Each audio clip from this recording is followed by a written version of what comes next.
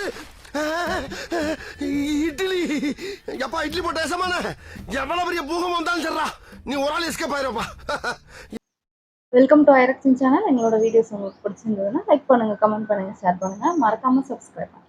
Okay, இப்போ என்ன video பார்க்க போகிறோம்னா ராகேஷ் அண்ட் ஜெனி அவங்க சேனல் தான் பார்க்க போகிறோம். காணாமல் போன ஹீரோயின்ஸ்னு ஒரு வீடியோ போட்டுருக்காங்க, அந்த வீடியோ தான் பார்க்க போகிறோம். பார்க்கலாமா? Hi arrangeables, welcome to Rakesh and Jeni. Tamil சினிமாக்குள்ள என்ட்ரி கொடுத்த நிறைய ஆக்ட்ரஸ் வாவ் இந்த படம் சூப்பரா நடிச்சிட்டாங்க, இதுக்கப்புறம் உங்களுக்கு படமா வந்து குமிய போது பாருங்க மாதிரி நம்ம நிறைய பேர் எதிர்பார்த்திருப்போம். அதுல ஒரு சிலர் அந்த ஃபர்ஸ்ட் படம் நடிச்சதோட ஆள் காணாம போயிருப்பாங்க, இன்னும் சிலர் ஒரு 3-4 படம் நடிச்சு கொடுத்துட்டு போயிருவாங்க. அதுல ஏகப்பட்ட படங்கள் ஹிட்டா கூட இருக்கும். ஆனாலும் போதும்பா எனக்கு இந்த இண்டஸ்ட்ரி வேலையே அப்படின்னு சொல்லிட்டு ஊத்தி மூடிட்டு போயிருவாங்க. இப்ப அவங்க எங்க இருக்காங்க, என்ன பண்றாங்கன்னு நமக்கு சுத்தமா தெரியாது. அவங்க எல்லாம் யார் யாருன்னு தான் இந்த வீடியோல பார்க்க போறோம். சரி வாங்க டக்குன்னு போலாம்.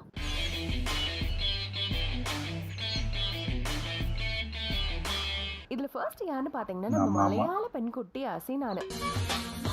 இங்க ஒரு 6 படம் 7 படம் பண்ணிருப்பாங்கன்னு நினைக்கிறேன். இவங்க மலையாளம், தெலுங்கு, ஹிந்தில எல்லா படங்களும் நடிச்சிருக்காங்க. தமிழ்ல எம்புவரன் சன் ஆஃப் மகாலட்சுமி, சிவகாசி, போக்கிரின்னு செம்ம ஹிட் படங்கள்லாம் கொடுத்திருக்காங்க. தமிழ்ல செம்ம பிஸியா நடிச்சு கொடுத்துட்டு இருந்தவங்க கடைசியா காவலன் அப்படின்ற படம் பண்ணாங்க. அதுக்கப்புறம் தோ ஹிந்தி பக்கம் போயிட்டு வந்துடுறேங்க அப்படின்ட்டு போனவங்க தான் அங்கே செட்டில் ஆயிட்டாங்க. ஹிந்தில 2015ல ஆல் இஸ் வெல் அப்படின்னு ஒரு படம் பண்ணாங்க. அதுக்கப்புறம் ஜனவரி 2016 மைக்ரோமேக்ஸ் கோ ஃபவுண்டரான ராகுல் சர்மாவை கல்யாணம் பண்ணிட்டு செட்டில் ஆயிட்டாங்க. இவங்களுக்கு ஒரு பொண்ணும் இருக்காங்க. ஆனா சினிமாக்கும் இவங்களுக்கும் எந்த சம்பந்தமே இல்ல அப்படின்ற மாதிரி ஆளே காணா போயிட்டாங்க. எந்த ஒரு இதுலயுமே வரமாட்டாங்க, அப்படியே விலகிட்டாங்க. சொல்லப்போனா இப்ப அசின் திரும்ப நடிக்க வந்தா கூட அவங்களுக்கு பெரிய ஃபேன் பேஸ் இருக்கும். சொல்ல போனா இவங்க ஒரு மாடர்ன் ஹோம்லி கேரக்டர் தான் எடுத்து நடிச்சிருப்பாங்க, அதாவது நம்ம நதியா மாதிரி. அதனால இவங்களுக்கு இன்னுமே அந்த கிரேஸ் இருக்கதான் செய்யுது. அப்படி இருந்தும் ஏன் இவங்க இன்னும் எந்த அப்டேட்டும் கொடுக்க மாட்டேங்கிறாங்கன்னு தெரியல. ஒருவேளை ஹஸ்பண்ட் ரொம்ப ஸ்ட்ரிக்டா இருப்பாரோ? அவங்களோட இன்ஸ்டாகிராம் பக்கம் போய் பார்த்தா கூட குழந்தை போட்டோ தான் ஏதாவது அங்க இங்கன்னு போடுவாங்களே தவிர இவங்களோட போட்டோ ஒண்ணு கூட இல்ல. ஒருவேளை அசின் நீங்க இந்த வீடியோ பாத்தீங்கன்னா திருச்சி தமிழ் சித்திரத்தில் நடிக்கன்வாயோ இல்ல அவங்களுக்கு மலையாளம் தானே புரியும், அதனாலதான் மலையாளத்துல திரும்ப நடிக்குவாங்க அப்படின்னு சொன்னேன். Brilliant no? திருந்த மாட்டேன்ல. நெக்ஸ்ட் யாருன்னு பாத்தீங்கன்னா சுவலட்சுமி. ஆமா ஆமா, இவங்க தமிழ்ல தான் ஜாஸ்தி படங்கள் பண்ணிருக்காங்க. அது மட்டும் இல்லாம மலையாளம், கன்னடத்திலயும் பண்ணிருக்காங்க. தமிழ்ல ஆசை, லவ் டுடே, நிலாவேவா இந்த மாதிரி படங்கள்லாம் செம்ம ஹிட். ஆசை படத்துல இவங்களோட ஆக்டிங்க பிடிக்காத ஆள் யாராவது இருக்காங்களா என்ன? கண்டுபிடிச்சிட்டேன் ஒரு ஆளு. ஓ படம் பெருசா வர மாட்டேங்குது போல, அதனாலதான் இண்டஸ்ட்ரி விட்டு போயிட்டாங்க அப்படின்னு நிறைய பேர் நினைக்கலாம். ஆனா கடைசியா இவங்க 2003ல நந்திக்கரையினிலே அப்படின்னு ஒரு படம் பண்ணாங்கல்ல, அந்த படம் தமிழ்நாடு ஸ்டேட் பிலிம் அவார்ட் கூட வாங்குச்சு. ஆனா அதுதான் அவங்களோட கடைசி படம். 2002ல ப்ரொஃபசர் ஸ்வாகட்டோ பானர்ஜிய கல்யாணம் பண்ணிட்டு ஜெனீவால சான் பிரான்சிஸ்கோல செட்டில் ஆயிட்டாங்களாம். மோஸ்ட்லி சுவலட்சுமி அஜித் விஜய் கூட நடிச்ச எல்லா படமே சூப்பர் டூப்பர் ஹிட். அதனாலே அந்த டைம்ல இந்த பாய்ஸ் எல்லாம் கேர்ள் ஃபிரெண்ட் எப்படி வேணா அமையட்டும், ஆனா வைஃப் அமைஞ்சா சுவலட்சுமி மாதிரி நல்ல ஹோம்லி பொண்ணுதான் எனக்கு வைஃப் அமையணும் அப்படின்னு ஆசைப்பட்டாங்க. மொத்தத்துல பொண்ணுன்னா அவதான் அடையாளம், அதுதான் ஹைட், அதுதான் வெயிட், செஞ்சு வச்ச சிலை மாதிரி. இந்த விஷயம் எப்படியும் நம்ம சுவலட்சுமியோட ஆத்துக்கார் ப்ரொஃபசர் காதுல கண்டிப்பா விழுந்திருக்கும். அதனாலயோ என்னவோ சுவலட்சுமியோட எந்த அப்டேட்டும் வெளியில வந்துடக்கூடாது, எந்த நியூஸும் வெளியில வந்துடக்கூடாதுன்னு சும்மா பாகுபலி மாதிரி காப்பாத்திட்டு இருக்காருன்னு நினைக்கிறேன். ஆத்து பொம்னாட்டிகளை வேலைக்கு அனுப்புறது அவசியமே இல்லைன்னு யோசிக்கிறவன் சார் நானு. நெக்ஸ்ட் யாருன்னு பாத்தீங்கன்னா கண்மணி அன்போட காதலன் அப்படின்னு சொல்லிட்டு இப்ப ஒரு ஃபேமஸா படமா? அந்த குணா படத்துல நடிச்ச ஹீரோயின் தான். அதுக்கப்புறம் இல்லையே. உண்மையை சொல்ல போனா அந்த ஹீரோயினோட பேரு கூட நிறைய பேருக்கு தெரியாது. ஆமா, அவங்க பேரு தெரியாது. தான் ரோஹிணி. குணா குணா படத்துக்காக ஹீரோயின். ஃப்ரெஷ் ஃபேஸ் தேடிட்டு இருக்கும்போது ராமே. ஆட்ல பார்த்து தான் இவங்கள செலக்ட் பண்ணாங்களாம். அந்த தங்கத்தை தூக்கினு வாங்கடா. ஆனா இவங்களுக்கு படம் நடிக்கிறதுக்கு சுத்தமா இன்ட்ரெஸ்டே இல்லையா. ரொம்ப கம்பல் பண்ணி ஃபோர்ஸ் பண்ணி தான் இவங்களை ஒத்துக்க வச்சாங்களாம். இவங்களோட ஆசையே யூஎஸ்ஏல படிச்சுட்டு அங்கே செட்டில் ஆகணும் தானா. அதனால இந்த ஒரு படம் மட்டும் பண்ணிட்டு அதுக்கப்புறம் பிலிம் இண்டஸ்ட்ரிக்கு ஒரு பெரிய கும்பிடா போட்டுட்டு யூஎஸ்ஏக்கு பறந்து போயிட்டாங்க. வேணாம்னு சொன்னாங்களோ அங்கே கல்யாணம் பண்ணி செட்டிலும் ஆயிட்டாங்க. சூப்பர். மேபி அவங்களுக்கு நடிச்சது பிடிச்சிருக்காக இருக்கும். இந்த கண்மணி பாட்னால இளையராஜா அவர்களுக்கும் கமல் அவர்களுக்கும் எந்த மாதிரி ஒரு ஃபேன் பேஸ் இருக்கோ அதே மாதிரி ரோஷினிக்கும் ஒரு ஃபேன் பேஸ் இருக்கதான் செய்யுது. அப்படி இருக்கும்போது என்னதான் மத்தவங்க எல்லாம் இவங்க எங்க இருக்காங்கன்னு இப்ப தெரியல அப்படின்னு ஃப்ரீயா விட்டாலும் நம்ம மீடியா சும்மா விடுவாங்களா? ட்விட்டர், இன்ஸ்டாகிராம்னு எல்லா பக்கட்டும் அலசினாங்க. ஒரு டைம்லலாம் ட்விட்டர்ல குணா ஆக்ட்ரஸ் ரோஷினி மாயம் அப்படின்ற அளவுக்கு எல்லாம் போட ஆரம்பிச்சிட்டாங்க. மோஸ்டா ஒருத்தவங்கள ரொம்ப நாளா காணோம் அப்படின்னு வச்சுக்கோங்களேன், அவங்க ஃபாரின் போய் செட்டில் ஆயிட்டாங்கப்பா அப்படின்ற மாதிரி சொல்லிடுவாங்க. ஆனா இவங்க கேஸ்ல பேயா மாறிட்டாங்கப்பா, செத்தே போயிட்டாங்க அப்படின்லாம் கூட சொல்லிருக்காங்க. யுஎஸ்ஏல எங்கேயோ அவங்க நினைச்ச மாதிரி பயங்கரமான ஒரு வாழ்க்கையை வாழ்ந்துட்டு இருக்காங்க அப்படின்றத நம்புவோம். ஆனா அந்த வாழ்க்கையை நான் பார்த்தாச்சு, இது எனக்கு பிடிச்சிருக்கு. நெக்ஸ்ட் யாருன்னு பாத்தீங்கன்னா வந்தல்லோ வந்தல்லோ இவங்க தான் கல்யாணம் பண்ணிருக்கு படத்துல நடிச்ச கோபிகா. தமிழ் படிக்க ஆசை வந்துச்சா.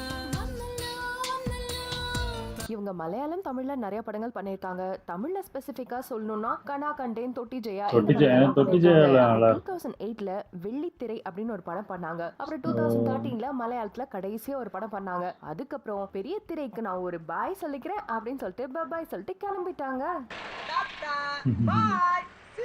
எங்க போனாங்கன்னு கேளுங்க, ஆஸ்திரேலியா தான். 2008ல அஜிலிஷ் சாக்கோ அப்படின்ற ஒரு டாக்டரை கல்யாணம் பண்ணிட்டு ஆஸ்திரேலியால செட்டில் ஆயிட்டாங்க. இப்போ அவங்களுக்கு ஒரு பையன் அண்ட் பொண்ணு இருக்காங்களாம்.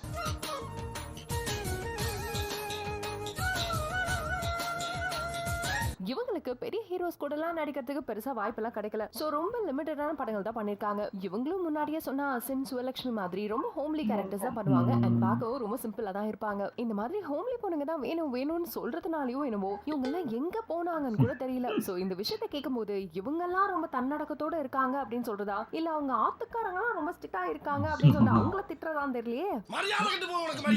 அடுத்து யாருன்னு பாத்தீங்கன்னா பூஜா கௌதமி உமாசங்கர் அப்படின்னு சொன்ன சத்தியமா அவங்களுக்கு தெரியறதுக்கு வாய்ப்பு இல்ல. ஜே படத்துல நடிச்சாங்களே அந்த பூஜா தான்.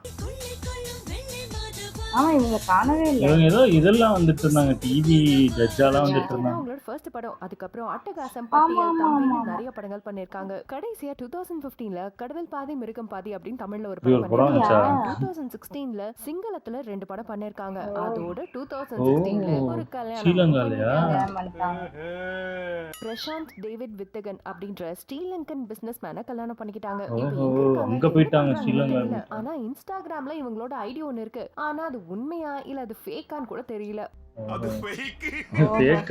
Because mostly Jesus ரிலேட்டடான கோட்ஸ், பிக்சர்ஸ் இதெல்லாம் இவங்களோட ஒரு சில போட்டோஸும் இருக்கும். பட் அதுல ஒரு விஷயத்தை மென்ஷன் பண்ணிருந்தாங்க, சவுத் இந்தியன் ஸ்ரீலங்கன் ஆக்ட்ரஸ்னு. சரி சிங்களத்திலயும் சில படங்கள்லாம் பண்ணிருக்காங்களே, அதனால இப்படி மென்ஷன் பண்ணிருக்காங்களான்னு பார்த்தா 2024 இவங்களோட படம் ஒன்னு ரிலீஸ் ஆயிருக்கு. அந்த படம் பேரு சினாயாக்கி அடேரி. பேரு புரியல, ஆனா ஸ்டோரி பை அட்லின்னு போட்டிருக்கு. ஓ டைரக்டர் மத்த லாங்குவேஜ்க்கெல்லாம் ஸ்கிரிப்ட் எழுதி தர ஆரம்பிச்சிட்டாரா அப்படின்னு பார்த்தா நம்ம அட்லியோட ஹிட் மூவி ராஜராணி இல்ல, அந்த படத்தோட ரீமேக் தான் இது. சோ இப்போதைக்கு சிங்களத்துல சில படங்கள் பண்ணிட்டு இருக்காங்க. கூடிய சீக்கிரம் தமிழ்லயும் பண்ணுவாங்கன்னு எதிர்பார்க்கலாம். அப்புறம் நயன்தாராக்கு ராஜாராணி தான் கம்பேக் மூவி. அதே மாதிரி தான் பூஜாக்கும் சிங்களத்துல இந்த படம் கம்பேக் மூவி.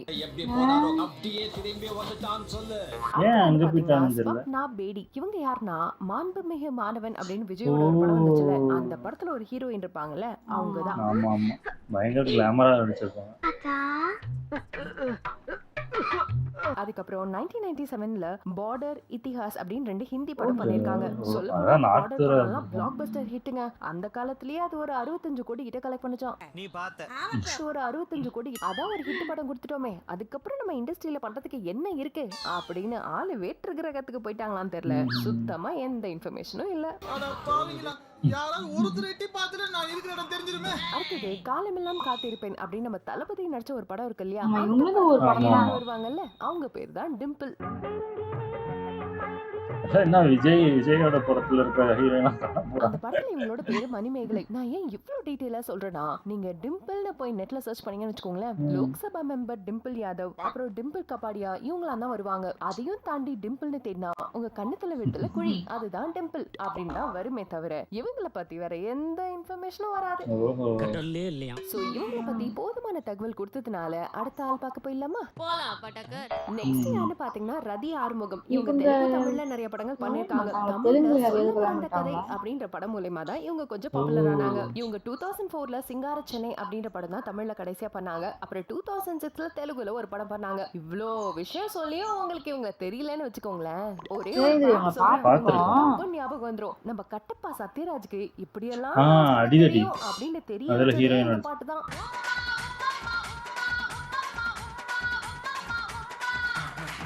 ஞாபகம் வந்துருச்சு. அம்மா சாங் உண்மையிலுமே பயங்கரமா இருக்கும். அப்போதைக்கு ஹிட்னு கூட சொல்லலாம். சரி நம்ம ரதியை பத்தி கண்டினியூ பண்றேன். இவங்க 2021ல தெலுங்குல ருத்ரமாதேவின்னு ஒரு டிவி சீரியல் பண்ணிருக்காங்க. அதை தவிர்த்து இவங்களை பத்தி வேற எந்த நியூஸும் வரல. இவங்களுக்கு கல்யாணம் ஆச்சா இல்லையா, குழந்தை குட்டி இருக்கா இல்லையா, எதுவுமே தெரியல. இதெல்லாம் யாரா உன்கிட்ட கேட்டா? நெக்ஸ்ட் யாரு பாத்தீங்கன்னா மோனிகா. இவங்க கல்யாணம் பண்ணிக்கலாம். அவசர போலீஸ் 100 அப்படின்ற படத்துல சைல்ட் ஆர்டிஸ்டா நடிச்சாங்க. அதுக்கப்புறம் கிட்டத்தட்ட 10-15 படங்கள் கிட்ட சைல்ட் ஆர்டிஸ்டா நடிச்சிருக்காங்க. அதுக்கப்புறமேட்டு லவ் சேனல் அப்படின்ற படத்துல ஹீரோயினா நடிச்சாங்க. அது பெருசா ஒர்க் அவுட் ஆகல. 12B, அழகி, காதல் அழிவதில்லை இந்த படத்துல எல்லாம் கொஞ்சம் சப்போர்ட்டிங் கேரக்டர் பண்ணிருக்காங்க. அது அவங்களுக்கு ஓரளவுக்கு நல்ல பேரை எடுத்து கொடுத்துச்சு. சோ மோஸ்ட்லி இந்த மாதிரி ஹோம்லி ரோல்லாம் எடுத்து நடிச்சிட்டு இருந்தாங்க. திடீர்னு என்ன நினைச்சாங்கன்னு தெரியல, சிலந்தி அப்படின்னு ஒரு படம் பண்ணியிருந்தாங்க. இந்த படத்தை பத்தி கண்டிப்பா நீங்க மென்ஷன் பண்ணியே ஆகணும் அப்படின்னு இந்த ராகேஷ் ப்ரோ இருக்கார் இல்லையா, அவர் அடம் பிடிச்சாரு. என்ன சொல்ல சொன்னா என்ன சொல்றீங்க? அதுலயே உங்களுக்கு தெரியும் இந்த படம் எப்படி இருக்கும்னு. பயங்கர கிளாமரா இருக்கும். இப்படி ஒரு படம் வந்துதா? அம்மா படம் 2016ல மீரா ஜாக்கிரதை அப்படின்னு ஒரு படம் பண்ணாங்க.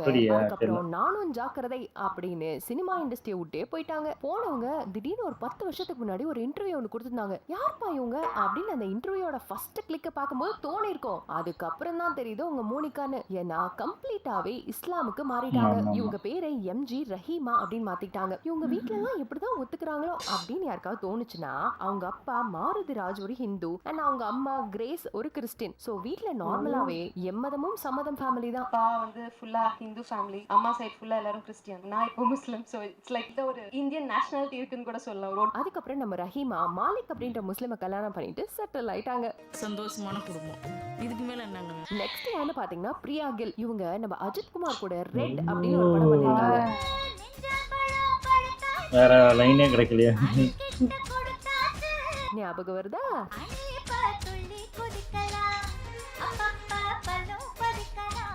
இவங்க 1995 மிஸ் இன்டர்நேஷனல், அது மட்டும் இல்லாம மிஸ் ஃபெமினாவும் வாங்கியிருக்காங்க. நம்ம சந்தானத்தோட டயலாக் சும்மா சுத்தி சுத்தி வெட்டுவேன்னு சொல்ற மாதிரி இவங்க 10 வருஷத்துல ஹிந்தி, பஞ்சாபி, மலையாளம், தமிழ், போஜ்பூரின்னு எல்லா லாங்குவேஜ் தெரிஞ்சு எல்லா இண்டஸ்ட்ரிக்கும் போய் டெஸ்ட் பண்ணி பார்த்திருக்காங்கன்னு நினைக்கிறேன். இந்த இண்டஸ்ட்ரி சரியில்லை கட்டிங், இந்த இண்டஸ்ட்ரியும் சரியில்லை கட்டிங் அப்படின்னு ஒவ்வொன்றுத்தையா கட் பண்ணிட்டு வந்து கடைசியில சினிமா இண்டஸ்ட்ரியே கட்டிங்னு ஒரே தடியா 2006ல ஒரு ஹிந்தி படம் பண்ணாங்க. அதோட கட்டிங் போட்டு போயிட்டாங்க. அப்போ இப்ப பிரியா கில் என்ன பண்றாங்க அப்படின்னா, அந்த விஷயம் மட்டும் இன்னும் மர்மமாவே இருக்கு. தெரியலங்க எதுவுமே உங்களை பத்தி. நெக்ஸ்ட் யாரு பாத்தீங்கன்னா ஆஞ்சலா ஜவேரி. இவங்க என்னதான் born and brought up வந்து லண்டன் தான். அந்த பொண்ணு கிடையாது.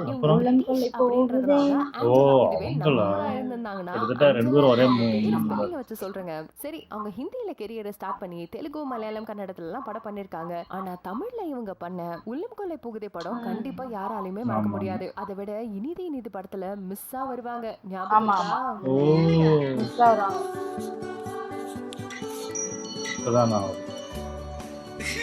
அந்த இங்கிலீஷ் மிஸ் தான் இவங்க. 2012ல லைஃப் இஸ் பியூட்டிஃபுல் அப்படின்னு ஒரு தெலுங்கு படம் பண்ணாங்க. அதுக்கப்புறமேட்டு ஆள் அட்ரஸையே காணோம். அதுக்கப்புறம் இவங்க தருண் அரோரா அப்படின்றவரை கல்யாணம் பண்ணிக்கிட்டாங்க. இவர் நிறைய தெலுங்கு, கன்னடம், ஹிந்தி படத்துல எல்லாம் நடிச்சிருக்காரு. தமிழ்ல ஸ்பெசிபிக்கா சொல்லணும்னா கணிதன், கத்தி சண்டை அண்ட் காஞ்சனா 3ல கூட நடிச்சிருக்காரு.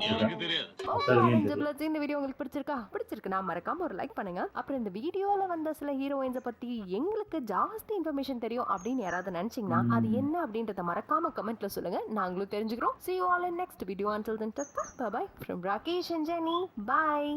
சூப்பர், நல்லா இருந்துச்சு. ஆனால் உண்மையிலே நிறைய ஹீரோயின் பார்த்தா இப்படிதான் நடிக்கிறாங்க, டக்குன்னு காணாமல் போயிட்டே இருக்காங்க. எனக்கு தெரிஞ்ச அசின்லாம் பயங்கரமான பீக்கில் இருந்தாங்க.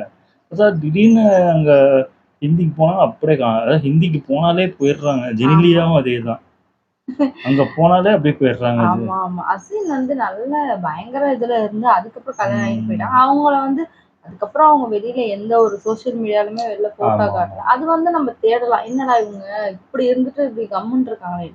மத்தபடி அப்பயே 90ஸ்லயே நடிச்சுட்டு அப்பவே போனவங்களை வந்து எதுக்கு தெரியல. இல்ல நிறைய பேர் இல்ல, அது என்ன இருந்தாலும் ஃபேவரட்டா இருப்பாங்க சில பேர், அதனால தேடுவாங்க. எனக்கு தெரிஞ்சு திரும்பி அந்த படம் டிவிலயோ இப்போ வந்து அது ஒரு ட்ரெண்ட் ஆகிட்டு இருக்காங்க. பழைய படத்தெல்லாம் பார்த்து இது பண்ணி இப்பதான் அந்த படத்தையே பார்த்து அதை மீன் போட்டு இது பண்றாங்க. அந்த மாதிரி ஆமா ஆமா ஆமா.